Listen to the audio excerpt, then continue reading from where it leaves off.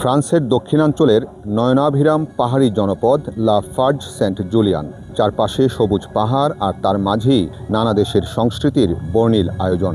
স্থানীয় সময় বেলা 11টা বাজতেই শুরু হয় উৎসবের অন্যতম আকর্ষণীয় আয়োজন বর্ণাঢ্য প্যারেড। ঐতিহ্যবাহী পোশাক, বাদ্যযন্ত্র, নাচ ও লোকজ পরিবেশনায় অংশ নেন বাংলাদেশ সহ 5 দেশের শিল্পীরা। নিজ নিজ দেশের সংস্কৃতির বৈচিত্র্য তুলে ধরেন তারা। প্যারেডের সঙ্গে সঙ্গে উৎসবস্থল পরিণত হয় যেন নানা জাতি ও সংস্কৃতির এক মিলন মেলায়। বাংলাদেশের শিল্পীরাও তুলে ধরেন দেশের সমৃদ্ধ লোক ঐতিহ্য, নাচ, গান ও ঐতিহ্যবাহী পরিবেশনা। এটা তো একটা, এই ফেস্টিভ্যালটা কি মানে সংস্কৃতির আদান প্রদান। তো আমাদের বাংলা সংস্কৃতির বাংলা ঢোল, দোতারা, আমাদের বাংলা গানের যে কস্টিউম, আমরা ফোক গান নিয়ে যে ডালি সাজিয়েছি, তাতে করে ওদের সাথে আমাদের যে মানে কম্পারিজন আসলে ওরকম কোনো নাই, কারণ আমাদের সংস্কৃতিটাকে আমরা তুলে ধরছি এবং ওরা খুব এনজয় করছে।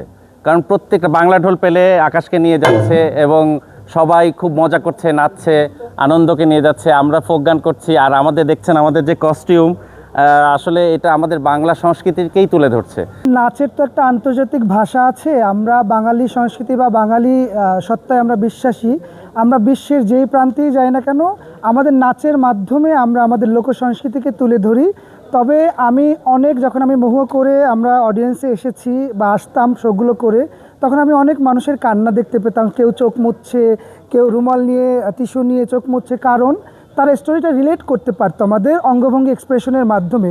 এবং সামহাও কাহিনীটা আমাদের রোমিও জুলিয়েটের সাথে রিলেট করে জন্য এই ফরেনাররা বা এই পশ্চিমা দেশগুলোর যে দর্শক, তারা আমাদের খুব অল্পতেই আমাদের কাহিনীটা বুঝতে পারে। এবং এই কাহিনীটা আমরা বোঝাতে পেরে লোকসংস্কৃতির মহুয়া পালা এই পশ্চিমা দেশগুলোতে করতে পারে আমরা ভীষণ গর্বিত।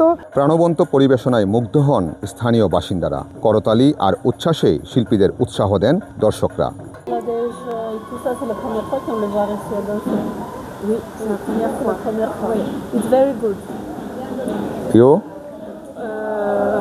Comment on dit aussi good, yes. Incredible colors, incredible dance. The people is very smiling, very shiny. With the other culture, yes. It's a nice time with you. I'm surprised. You are surprised? Yes. আগামী 4 দিন এই পাহাড়ি জনপদে নিজেদের সংস্কৃতি ছড়িয়ে দিবেন বাংলাদেশের নন্দন কলা কেন্দ্রের শিল্পীরা।